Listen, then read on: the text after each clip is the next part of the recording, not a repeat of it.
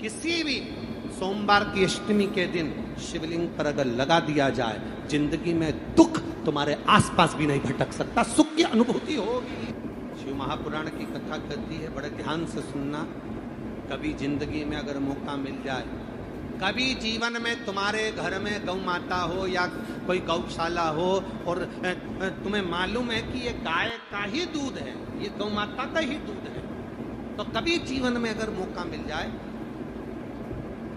और अगर तुम्हें कोई कह दे कि तेरी किस्मत में सुख नहीं है, तेरी किस्मत में धक्के खाना लिखा है, तेरी किस्मत में दुख लिखा है, तेरी किस्मत में हमेशा धक्के खाना लिखा है, कोई कह दे तुमको, तो उसकी सुन लेना। और आखिरी में केवल बेलपत्री का ये बीच वाले भाग पर गौ माता, अगर देसी गाय अगर कहीं हो, उसका अगर दूध सुबह का समय का मिल जाए, शाम का दूध नहीं, सुबह का यदि दूध मिल जाए, इस बेलपत्री के मध्य भाग में, आप लोग आस्था चैनल पर आप इस पत्ती, बीच की पत्ती के मध्य भाग में थोड़ा सा दूध लगाकर, नीचे के भाग में भी थोड़ा सा दूध लगाकर, दोनों पत्तियों में गाय का घी लगाकर भगवान शंकर के शिवलिंग पर कभी मौका मिल जाए जिंदगी में एक बार, किसी भी सोमवार की अष्टमी के दिन शिवलिंग पर अगर लगा दिया जाए, जिंदगी में दुख तुम्हारे आसपास भी नहीं भटक सकता, सुख की अनुभूति होगी। दुख में भी सुख आएगा, किस्मत में दुख लिखा है वो तो आएगा, पर दुख में भी सुख की अनुभूति होगी। आएगा दुख, पर दुख भान नहीं होने देगा। पांवों में अगर ठोकर लगी है तो थोड़ी तो चोट लगेगी, पर जूता पहने हो तो ज्यादा लगेगी क्या? जम के तो बोलो रे, नहीं लगे, क्योंकि जूता पहन रखा, तुमने पहले से सेफ्टी कर रखी है, तो चोट नहीं लगेगी। ठोकर लगी, कष्ट हुआ, पांव में थोड़ा कष्ट हुआ, पर इतना नहीं हुआ। अगर नंगे पैर होता, चोट लगती तो ज्यादा लगती। अष्टमी बहुत सुंदर दिवस है, बहुत बहुत बधाइयां महाराज। सोमवार की अष्टमी का मतलब आपको इंदौर की कथा में बताया था, जिस दिन शंकर और पार्वती के मिलन का दिवस हो, और केवल एक माता पार्वती के अकेले मिलन का नहीं, 64 योगनियां तक भगवान शंकर से मिलने के लिए आती है। जिस लड़के की शादी नहीं हो रही हो, सोमवार की अष्टमी पढ़ने पर एक लाल फूल चंदन में लगाकर, जहां पर अशोक सुंदरी का स्थान है, उस अशोक सुंदरी वाले स्थान पर ले जाकर, अगर सोमवार की अष्टमी पढ़ने पर लड़का या लड़की जिसका विवाह नहीं होता वो चढ़ा देता है, मात्र 3 महीने में उसका विवाह पक्का हो जाता है। मात्र 3 महीने। अशोक सुंदरी का स्थान शिव। बहुत तकलीफ है और नहीं हो रहा काम, बहुत दिनों से लगे हो, नहीं हो रहा, हरा मूंग ले जाओ। मूंग के दाने तो रहते हैं घर में, केवल 31 मूंग के दाने लेकर जाइए, 31 चावल के दाने लेकर जाइए, और 31 ही बेलपत्र लेकर जाइए। जिस दिन सोमवार की अष्टमी हो, कौन से दिन? सोमवार की अष्टमी हो, उस दिन शंकर जी के मंदिर में जाओ, 3 चीज लेकर जाओ, मूंग के दाने, चावल, बेलपत्र। चावल जो 31 लेकर गए हो, अपनी कामना कर कर शंकर जी की देहली पर रख दो, चौखट पर, कहीं पर भी एकांत में उसको रख दिया जाए। मूंग के जो दाने लेकर गए हो 31, वो नंदी के पास में, जो नंदी का पांव ऊंचा रहता है, उस पांव के पास रख दीजिए। और जो 31 बेलपत्र लेकर गए हो, वो 31 बेलपत्र अशोक सुंदरी वाली जो जगह है, आपको पहले बताया है कथा में, अशोक सुंदरी जी का स्थान, ये शिवलिंग, ये जलाधारी जहां से पानी बहता है, उसके बीच में एक मोटी सी लाइन होती है, जो शंकर भगवान की छोटी लड़की अशोक सुंदरी का स्थान है। शिव जी के 13 बच्चे हैं, 13 बच्चे में सबसे छोटी लड़की अशोक सुंदरी यहीं पर विराजमान होती है, जहां से पानी नीचे गिरता है। प्रत्येक शिवलिंग के सामने एक मोटी सी लाइन होगी, उस मोटी सी जो लाइन है अशोक सुंदरी, वहां पर जो 31 बेलपत्र लेकर गए हो, अपनी कामना कर कर पीला चंदन, लाल चंदन लगाकर उस पर समर्पित करते जाओ। उसकी डंडी जहां से पानी बहता है उस ओर होना चाहिए। आप निवेदन कर कर देखो, एक सोमवार की अष्टमी पर कर कर देखना, दूसरी सोमवार की अष्टमी आएगी, अपने आप आपका काम हो गया होगा। बाबा से निवेदन तो करो, क्यों भटक रहे? एक मात्र शिव मंदिर में झाड़ू लगा रही हैं अहिल्याबाई। साधारण सा भाव है, केवल एक झाड़ू। कई लोग कहते हैं महाराज जी आप कहते हो मंदिर में जाके झाड़ू लगाओ, पोछा लगाओ, तो जो हमने मंदिर में रख रखा है स्वीपर आदि कादिक जो भी सेवा करने वाला है, काम करने वाला है, वर्कर है, वो कर रहा है, तो हम क्यों करें? अरे भाई एक बात याद रखना, आप सबसे पूछना चाहूंगा, आप लोग कहते हो कि मंदिर की सफाई जो वर्कर रखा है उसे करना चाहिए, मंदिर की सफाई जो पुजारी रखा है उसको करना चाहिए। मैं आपसे पूछना चाहता हूं कि आपके घर में जो तिजोरी है दिवाली पे उसकी सफाई कौन करता है? नौकर करता है?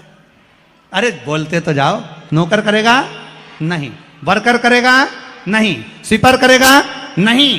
तिजोरी की सफाई कोई दूसरा नहीं करता, तिजोरी की सफाई हमें करना होती है। उसी तरह मंदिर की सफाई ना पुजारी करे ना कोई वर्कर करे, जो दर्शन करने जाए वो करे, क्योंकि ये तिजोरी है हमारी, ये तिजोरी है हमारी, यहां से हमें मिलता है, ये मेरा देव अधिदेव महादेव देता है। और धतूरे का फूल,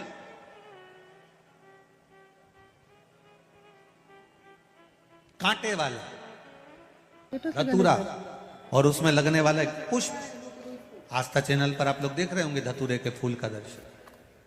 धतूरा और धतूरे का पुष्प छोटा सा पौधा है, ज्यादा बड़ा नहीं है, कांटा लग रहा है, धतूरा लग रहा है, और उसमें भी साधारण धतूरा नहीं, जिस धतूरे के नीचे की डंडी लाल कलर की होती है, अगर वो सोमवार की अष्टमी को देव अधिदेव महादेव को समर्पित करी जाती है तो उसके घर में कभी संपदा की कमी नहीं होती है। वो धतूरा है, साधारण नहीं है। धतूरे में भी लाल डंडी, जैसे धतूरा गोल होता है उसके नीचे छोटी सी डंडी, देखा है आप लोगों ने? अरे देखी कि नहीं देखी बोलो? धतूरा देखा है ना? धतूरे के अंदर एक नीचे छोटी सी डंडी होती है, जब तोड़ोगे तो वो डंडी का कलर अगर लाल है, वो डंडी का कलर अगर लाल है, और कभी हम तो कहेंगे जैसे बड़ी बीमारी जिसको हो जाती है, लीवर किडनी कैंसर आदि आदि बड़ी बीमारियों से जो जूझ रहा होता है, प्रयास करो, प्रयास महामृत्युंजय का जाप कर कर, महामृत्युंजय का स्मरण कर कर, एक लाल डंडी का धतूरा प्रयास करना, एक धतूरा मिल जाए या 5 धतूरे मिल जाए किसी भी एकांतेश्वर महादेव पर, जो शिव मंदिर एकांत में हो, जहां कोई जाता आता नहीं हो। वैसे तो अब बहुत मुश्किल है कि ऐसा मंदिर मिल जाए जहां कोई जाता आता नहीं हो, पहले की बात दूसरी है, अब बात दूसरी है। फिर भी कहीं आप रोड पे से निकल रहे हो, एकांतेश्वर महादेव अगर आपका दिख जाए, बहुत बीमारियों से ग्रसित हो, तो भी महामृत्युंजय जाप का स्मरण कर कर या किसी विद्वत ब्राह्मण जन से महामृत्युंजय मंत्र का जाप कराकर या भगवान शिव के मंत्र का जाप स्वयं कर कर, वो भी ना बने तो पंचाक्षर मंत्र नमः शिवाय, षडाक्षर मंत्र ओम नमः शिवाय या श्री शिवाय नमस्तुभ्यम जप कर वो लाल डंडी का धतूरा 5 एकांतेश्वर महादेव को आप समर्पित कर सकते हो। रोग थम जाएगा, जो दवाई खाओगे वो शरीर को लगना प्रारंभ हो जाएगी और आप स्वस्थ होना प्रारंभ हो जाएंगे। अगर बड़ा रोग है, देवी शंकर के मंदिर में जाओ, शिव जी का पूजन कर कर जब वापिस आओ तो शंकर भगवान के मंदिर में जो बाहर नंदी बैठता है उसके कानों में ओम नमः शिवाय बोलकर अपने मन की कामना उसके कानों में बोलकर आप आ जाइए, आपकी कामना 3 महीने में पूरी हो जाती है। नंदीकेश्वर भगवान का स्मरण करिए। अगर 7 बेलपत्र आप शंकर को समर्पित करते हो तो 1 बेलपत्र नंदी भगवान पर भी जबरदस्त अवश्य समर्पित करें। नंदीश्वर भगवान शिव को समर्पित, 1 बेलपत्र नंदीकेश्वर की ओर चढ़े।